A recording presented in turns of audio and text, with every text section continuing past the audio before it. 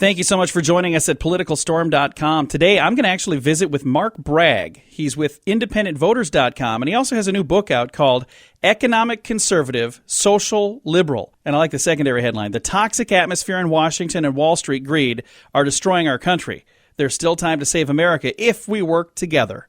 You decide. Which I've got a copy of it here, and I apologize. I haven't had a chance to read it yet. Mark, I promise I will. And welcome to the program. How are you? I'm fantastic, and I thank you for having me. Well, we're excited to have you. And this is one of those topics that I'm always very interested in. And when we talk about politics, because it's one of those things that every 4 years we have a presidential election, and every couple of years we have senators and congressmen that are up for re-election. And this is one of those things that, if you watch football, you don't get a say in who's going to play. If you watch, baseball, you don't get a say in who's going to play. But this is a thing where you do get a say. You get to go and cast a vote, and your voice gets to be heard. If they don't go out and vote, they really shouldn't complain because, hey, you had an option to go out and do something and you didn't do anything. But there are a lot of people who they haven't been out to vote. And this year, do you think we're going to have more new voters than we've had in a while? Well, it's a little difficult to say because I think there's a combination of elements going on here, the first of which is that we have so many players on the Republican side. And of course, we lost last week Carly Fiorina and Chris Christie in the Republican side. But the combat between Bernie and Hillary is very interesting. The thing that is happening, though, is that people are coming out, but they're not asking the questions that I think are extraordinarily important. And as a consequence, what we've got is a bunch of personality fights with people throwing spitballs at each other, and we never really get to the substance of the campaign. Yeah. So my orientation is, and this is a very short book. Kindle says it's an hour and 27 minutes to read it, and I think it can actually be faster than that because it's only 112 pages. But the premise here is that we need to be better educated as voters about the stuff that's really, really important, and that's primarily economics. In 1992, James Carville was credited with having coined the phrase for Bill Clinton's campaign, "It's the economy, stupid." Yeah. And it is. It still is. It's worse, far worse today than it was in 1992, and voters just have to become educated about it.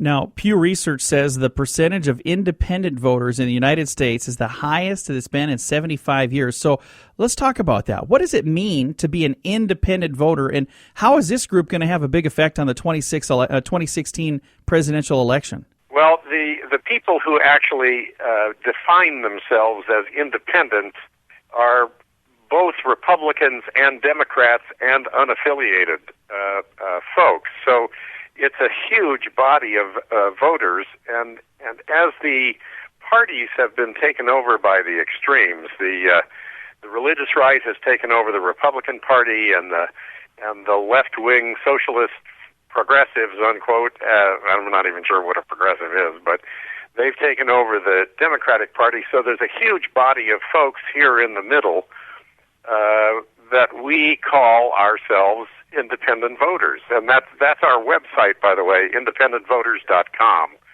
And the issue there is how much movement is there among independents? Either a little bit to the left, the Democrats win, and if it's a little bit to the right, the Republicans win. That group in the center, that makes up a big chunk of voters, and it makes a huge difference, doesn't it? It does, and the issue really is becoming educated as an independent so you know what you're doing, because the vast majority of the American electorate is completely ignorant about economic subjects. I definitely understand what you're saying. I'm on Facebook, and I see some very well-meaning people saying things that are so completely incorrect, and you're like, do I correct them or what do I do? And this year with the election, and it's like this every 4 years. We have somebody running against somebody else, and you've got this group versus that group. I have seen literally friendships torn apart because of social media and because of politics. Well, what I've tried to do here in terms of the content of the book, when I tell people the title Economic Conservative, Social Liberal, I'd say 85% of the time people will say, well, that's me. I'm economically conservative, but I am liberal on social issues, and I think that represents that vast majority of independent voters in the center. But it does cause conflict. I mean, if you're not opposed to gay marriage and you have a friend who is opposed to gay marriage, then you might be less friendly. I don't know. When we talk about the campaign that we have right now, we've got a completely varying opinions on things, and kind of both ends of the spectrum. And I don't know that we necessarily have a candidate that's right in the middle, but we've got one spectrum and another. But when we start talking about things like benefits, I was reading here some of the information that you have says in 2015, Social Security paid out $3 billion with a B, $3 billion more in benefits than the tax revenue received.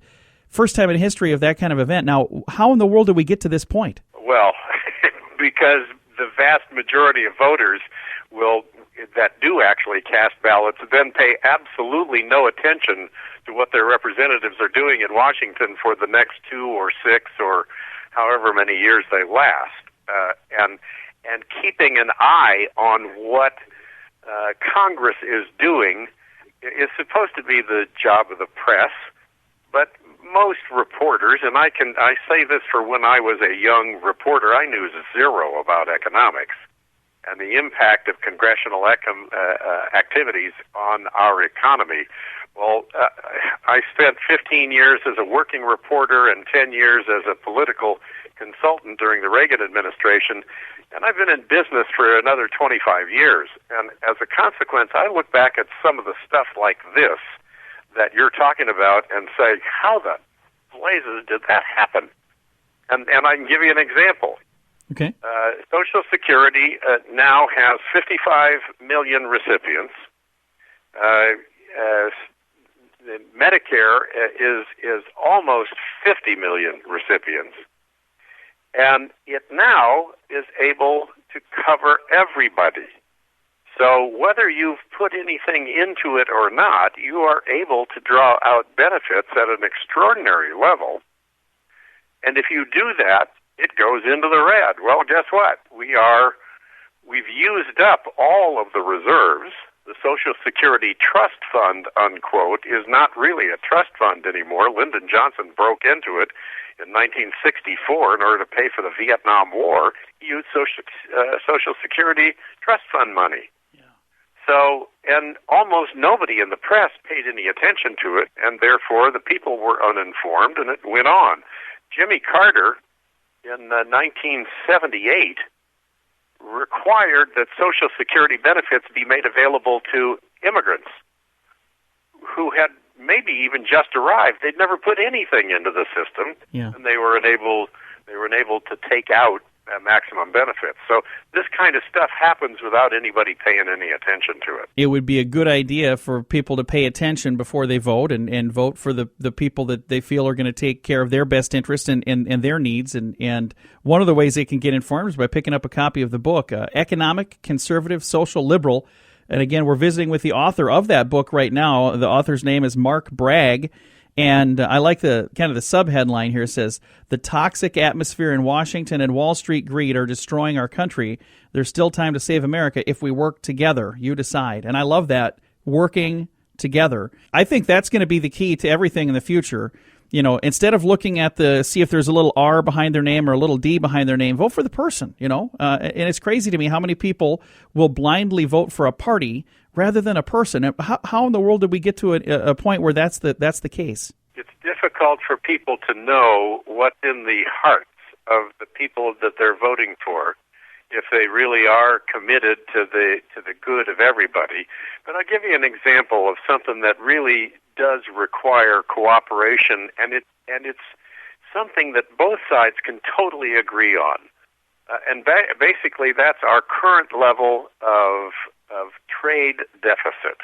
Now, people's eyes roll back in their heads when you start talking about economics. But over the last 20 years, we have exported between 25 and 30 million American jobs to foreign countries. Wow. And that trade deficit in 2014 was $508 billion. That means $508 billion more was sold to us by foreign countries than was bought from us.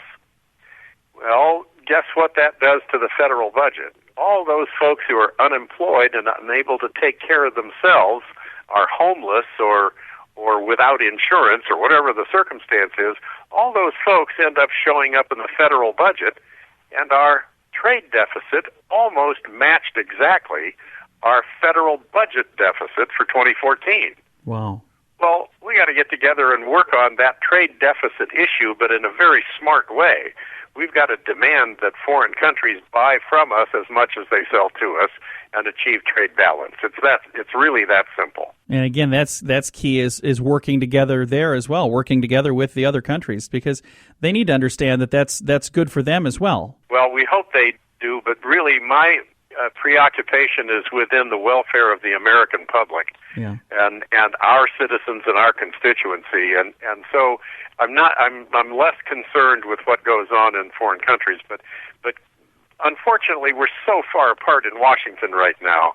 When I was there during the Reagan administration, Republicans and Democrats worked together and talked to each other and had lunch and all that kind of stuff.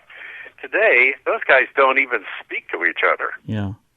The left and the right are so far apart that they can't even find stuff that they can work on together that's absolutely pivotal to the future of America. Trade balance is one of them.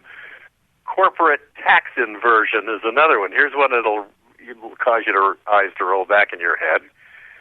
All of those circumstances where the jobs have been exported to foreign countries, that's been done by American multinational companies.